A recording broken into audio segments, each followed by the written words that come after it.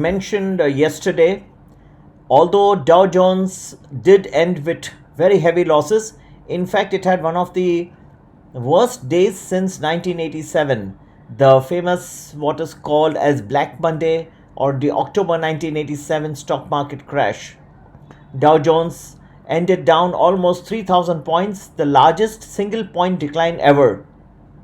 Now, Asia, I had mentioned yesterday, would open in a spot of green. It opened very nicely. SENSEX NIFTY did well. Many Asian stock market indices have continued to do well and are now about to close for trading. I did mention yesterday itself that by the time Europe starts trading, you will start seeing splashes of red again. So the green of Asia was very much contradictory to the way Dow Jones closed last night.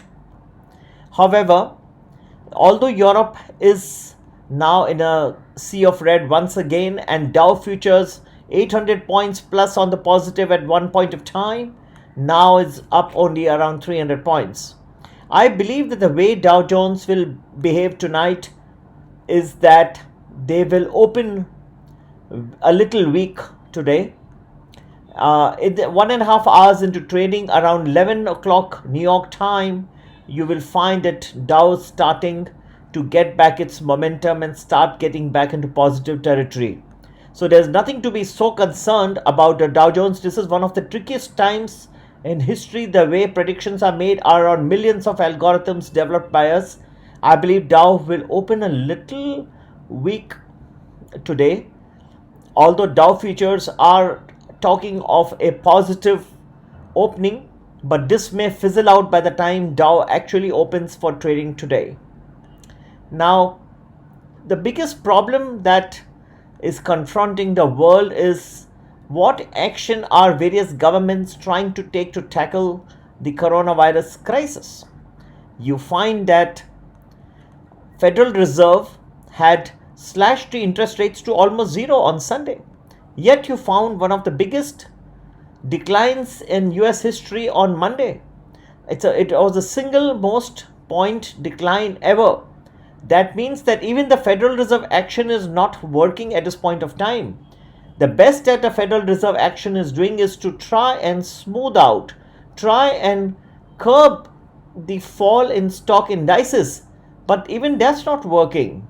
So what is the problem is that the global economy has been disrupted. The global supply chains have been disrupted. And the problem is not only of demand. So you just can't only reduce interest rates and expect that everything will be hunky-dory tomorrow. That's not the way in which the crisis is going to be tackled. The way you get around is not only increase the efforts to develop a vaccine to quickly fight this disease. Over 160,000 people have now been infected with the coronavirus pandemic, and over 6,800 deaths are now being reported. This is the latest estimate by Johns Hopkins University. At the same time, the way you fight a pandemic like the coronavirus is by a suitable fiscal response.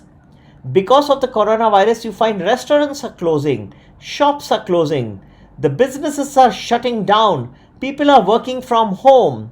And when these types of situations arise, let us say I have a business, but I am unable to have my people work by sitting in my office.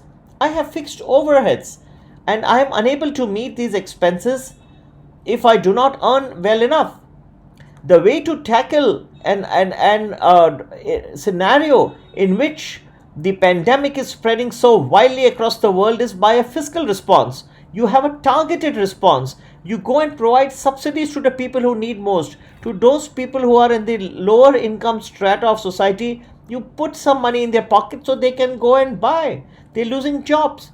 They are not able to come to work.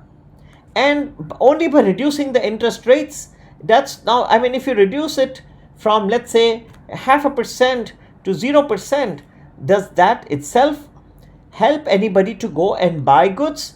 Is that the way in which you are going to stimulate demand? If I do not have a job, what difference does it make whether it's a 0.25% interest or a 0% interest? Does that help in much ways? So the way that the central governments of the world have to take it is by fiscal response now. Monetary policy has got its own limitations. There is a tremendous pressure on central banks across the world to indulge in what they call a action that is well coordinated. However, this action will not be sufficient, I repeat, and therefore it is essential that the central bank action needs to be supplemented by suitable fiscal response. So you need to put money into the hands of the people, and therefore this is how it will work.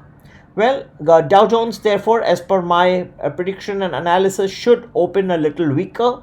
Dow futures, notwithstanding the fact that Dow futures are positive at this point of time, that positive momentum will fizzle out by the time New York is ready to open for trading. However, after around an hour and a half of trading, something like 11 o'clock Eastern time, you will find some amount of good positivity starting to enter once again. And in this scenario, people may want to take positions accordingly, enter or exit. But this is how Dow should behave for trading today, March 17, 2020, Tuesday. Happy investing. Take care. Bye-bye.